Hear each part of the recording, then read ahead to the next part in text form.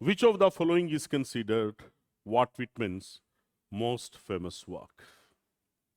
ये क्वेश्चन आपके सामने है। इनमें से वॉट विटमैन का सबसे इंपॉर्टेंट वर्क कौन सा है?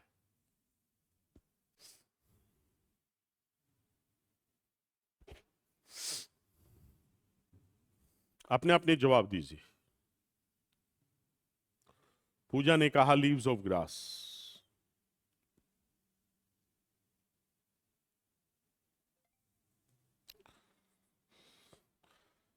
नीलम क्या कहती है? नीलम ने भी कहा लीव्स ऑफ ग्रास। चलिए देखते हैं किसकी कितनी बात सही है। दोनों स्टूडेंट सही हैं। लीव्स ऑफ ग्रास ये सॉन्ग ऑफ माई सेल्फ जो है उससे ज्यादा पॉपुलर है। देखिए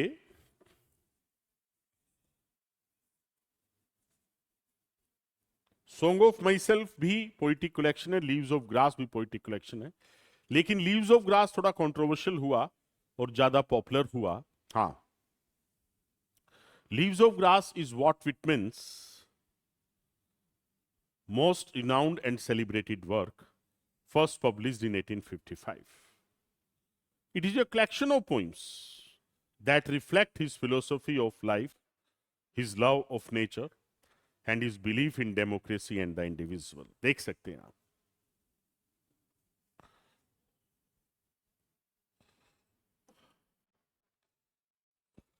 leaves of grass what Whitman का सबसे रिनाउंड और सेलिब्रेटेड वर्क है। फर्स्ट पब्लिश हुआ 1855 में और it is a collection of poems. ये एक ऐसी कलेक्शन ऑफ पोइम्स है जो हमें किसके बारे में बताती है? It's a collection of poems that reflect his philosophy of life, his love of nature and his belief in democracy and individual. तो leaves of grass. Yes, the next question. In Song of Myself, Whitman celebrates which of the following? Song of Myself में Walt Whitman जो है वो इसमें से किस चीज को सेलिब्रेट करता है?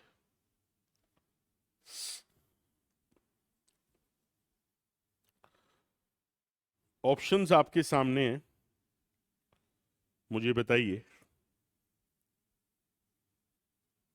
इंडिविजुअलिज्म को, नेशनलिज्म को, वेल्थ को या वार को?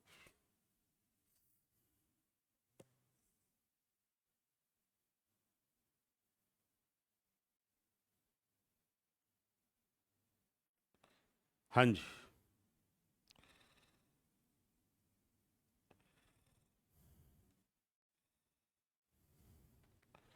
देखिए कहीं भी वॉट विटमैन की पोइट्री में हमें वार, है ना, वेल्थ, नेशनलिज्म की बातें नहीं है। Whenever he talks about democracy, whenever he talks about soul, equal importance of body and soul, the equal importance of young people and old people, इन सब की बात वो करता है। तो हर जगह वो इंडिविजुअल को सेलिब्रेट करता है, ह्यूमन एक्सपीरियंसेस के बारे में बात करता है ना? तो हमारा आंसर जो है वो क्या रहेगा? Yes, individualism. किसको सेलिब्रेट करता है? इंडिविजुअलिज्म को। तो you can say song of my self, A poem with in leaves of grass is known for celebrating the individual and the shared human experience, जो सांझे मानवीय अनुभव हैं उन्हें सेलिब्रेट करता है, Whitman presents the self as interconnected with all of humanity. वो कहता है सबके अंदर एक डिवाइन सोल है, सबके अंदर एक ब्रह्मा है, हर व्यक्ति ब्रह्मा है, हर व्यक्ति इनफाइनाइट है, हर व्यक्ति ओमनीजीनियस है। ये कल एनिमल्स वाले सेक्शन में हमने किया था। Whitman presents the self as interconnected with all of humanity, promoting a deep sense of individualism, while also recognizing the collective nature of existence. कि हमारा जो अस्तित्व है वो कलेक्टिव है, हम सब एक ही सुपर सोल से निकली हुई सोल्स हैं, हम सब के अंदर एक ही डिवाइन है, एक ही ब्रह्मा है, एक ही इनफाइनाइट और ओमनीजीनियस, वी ऑल आर ओमनीजीनियस। तो इंडिविजुअलिज्म को सेलिब्रेट करता है। Third question, which literary movement is what Whitman most closely associated with? Yes. कौन से मूवमेंट के साथ? ये मैंने पहले ही दिन जब मैं वॉट विटमैन की बात कर रहा था, पहले ही दिन मैंने बताया था कि ट्रांसेंडेंटलिज्म और रियलिज्म ये दोनों वॉट विटमैन के वर्क में हमें मिंगल्ड हुए नजर आते हैं। मेरा पहला लेक्चर आप वॉट विटमैन का देखिएगा तो मैंने ट्रांसेंडेंटलिज्म और रियलिज्म दोनों मिंगल्ड हैं वॉट विटमैन की पोइट्री में, और मैंने कहा था इसी मेरे लेक्चर की शुरुआत के 10 मिनट से ही क्वेश्चन बन सकता है। ये बात मैंने तब भी कही थी। तो इसमें सही आंसर जो है वो सही ट्रांसेंडेंटलिज्म है। सबसे ज्यादा जुड़ा हुआ वो कौन से मूवमेंट से है? ट्रांसेंडेंटलिज्म से। बिल्कुल सही। तो Walt Whitman's work is often associated with transcendentalism, a movement that emphasized intuition, nature, and the inherent goodness of people. Transcendentalism एक ऐसा मूवमेंट है, एक ऐसा आंदोलन है जो किस चीज के ऊपर एम्फेसाइज करता है? पूर्वाभास हमें होता है। इंट्यूशन मतलब पूर्वाभास, हमारी प्रकृति और हर व्यक्ति के अंदर एक इनहेरेंट गुडनेस है, एक जन्मजात गुडनेस है, उसकी बात वो करता है। इनहेरेंट गुडनेस, इंट्यूशन, नेचर, ये ट्रांसेंडेंटलिज्म से जुड़े हुए शब्द हैं। तो Walt Whitman's poetry reflects transcendentalism. What Whitman's poetry reflects transcendental themes, such as the connection between nature and the human spirit. Pantheism की जो बात हम कर रहे थे, connection between nature and human spirit.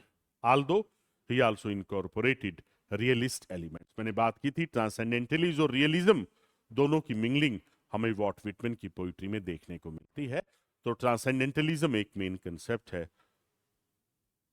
What Whitman की पोइट्री को लेके।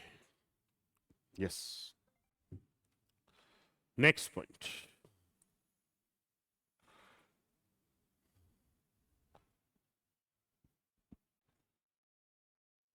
What was the significance of the structure of Whitman's poetry?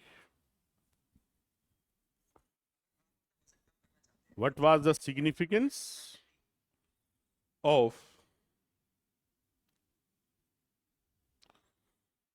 Structure of Whitman's poetry?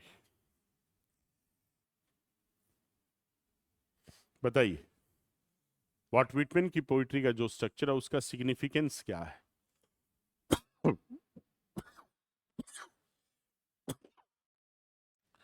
देखिए, एक फर्क होता है ब्लैंक वर्स और फ्री वर्स में। Let me explain. आप भी बता सकते हैं कि क्या डिफरेंस है ब्लैंक वर्स में और फ्री वर्स में।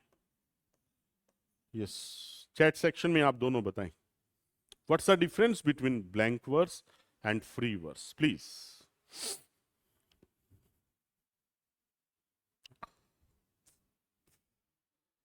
पहले इन दोनों ऑप्शन को डिस्कस करते हैं, ब्लैंक वर्स और फ्री वर्स में क्या डिफरेंस है।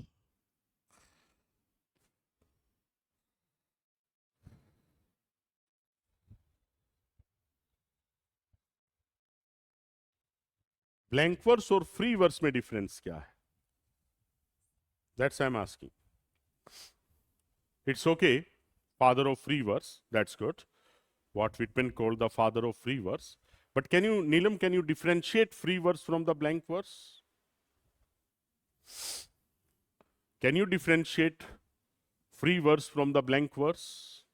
That's my question.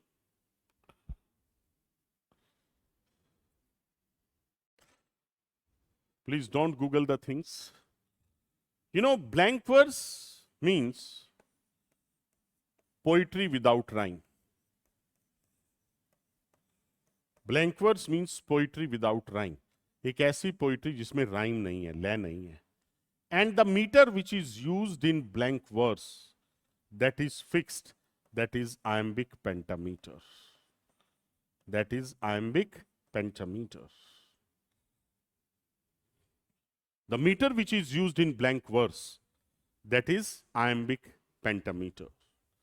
Blank verse means blank verse में राइम होती है, बट फ्री वर्स में कोई राइम नहीं होती. नहीं, नो पूजा, ऐसा नहीं है. ब्लैंक वर्स विदाउट राइम, दोनों विदाउट राइम है. Blank verse poetry without rhyme and free verse is also poetry without rhyme. मैं आपको बताता हूं, दोनों पोइट्री हैं विदाउट राइम, लेकिन ब्लैंक वर्स में एक मीटर फिक्स होता है और वो है आयम्बिक पेंटामीटर. लेकिन फ्री वर्स फ्री है, उसमें कोई मीटर फिक्स नहीं है, उसमें कोई भी मीटर हो सकता है. Any metre can be there. That's why it is free. That's why it is free.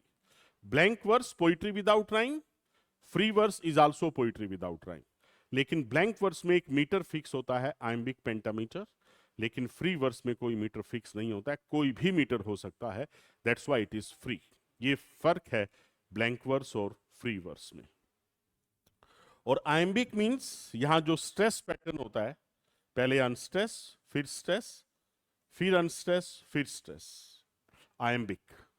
Iambic में जो स्ट्रेस पैटर्न रहता है, पहले अनस्ट्रेस, फिर स्ट्रेस, फिर अनस्ट्रेस, फिर स्ट्रेस. और पेंटामीटर में 5 फीट होते हैं. क्या होते हैं? 5 फीट. 5 फीट का मतलब 10 सिलेबल्स.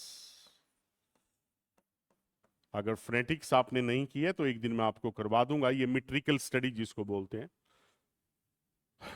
प्रोसोडी. आयम्बिक में जो स्ट्रेस पैटर्न होता है वो अनस्ट्रेस और स्ट्रेस का होता है. और पेंटा मीन्स 5. पेंटामीटर में 5 फीट मतलब 10 सिलेबल एक पोइट्री की लाइन में होते हैं. This is iambic pentameter. This is very important metre. तो ब्लैंक वर्स और फ्री वर्स में मैंने आपको अंतर बताया. तो इसमें से जो आपके सामने लिखा है, आपको आंसर क्लियर हो गया होगा. तो इनमें से अगर हम करें तो उसका वॉट विटमैन की पोइट्री का जो स्ट्रक्चर है, उसका सिग्निफिकेंस क्या है? That he used free verse. Okay. और फ्री वर्स क्या होता है? जिसमें कोई राइम नहीं होती है, कोई मीटर नहीं होता है, कुछ फिक्स नहीं होता है. तो इसका जो एक्सप्लेनेशन है वो ये है कि Walt Whitman is often credited with pioneering the use of free verse in American poetry. Unlike many poets of his time, he rejected traditional rhyme and meter, favoring a more natural, free-flowing style. इसमें free flowing style होता है, कोई भी metre हो सकता है, कोई भी राइम जरूरी नहीं है हो. इसमें ट्रेडिशनल राइम को इसने रिजेक्ट किया, ट्रेडिशनल मीटर को फेवर किया और एक natural free flow style use किया, जो कि रिफ्लेक्ट करता है किसको? The rhythms of ordinary speech. उस सब को उसने रिजेक्ट कर दिया था. तो फ्री वर्स में इसने लिखा. That is the significance of the structure of his poetry. Let's proceed to the next question. Which historical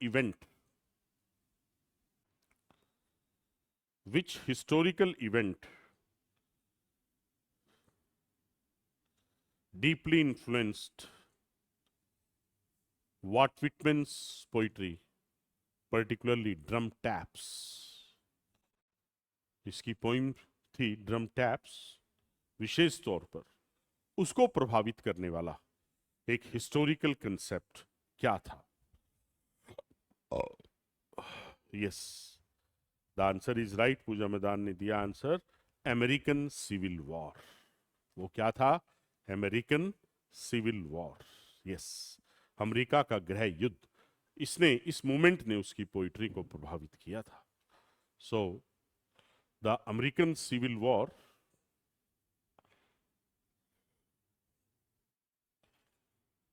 had a profound impact. American Civil War had a profound impact on Walt Whitman's life and work. He worked as a nurse during the war. एक nurse के तौर पे उसने काम किया war के दौरान। And this experience greatly influenced his poetic collection, Drum Taps, जो 1865 में पब्लिश हुआ था, which reflects the trauma, sacrifice and the human cost of war. तो ये जो इसका पोइटिक कलेक्शन है ड्रम टैप्स, 1865 में पब्लिश हुआ, ये क्या प्रदर्शित करता है? वो ट्रूमा, वो सेक्रीफाइस और जो मानवीय कीमत युद्ध के कारण चुकानी पड़ी। तो माय डियर फ्रेंड्स, ये कुछ क्वेश्चंस मैंने डिस्कस किए, अभी बहुत से हैं, वो अपने नेक्स्ट लेक्चर में हम आपके साथ डिस्कस करेंगे। आज के लिए इतना काफी है।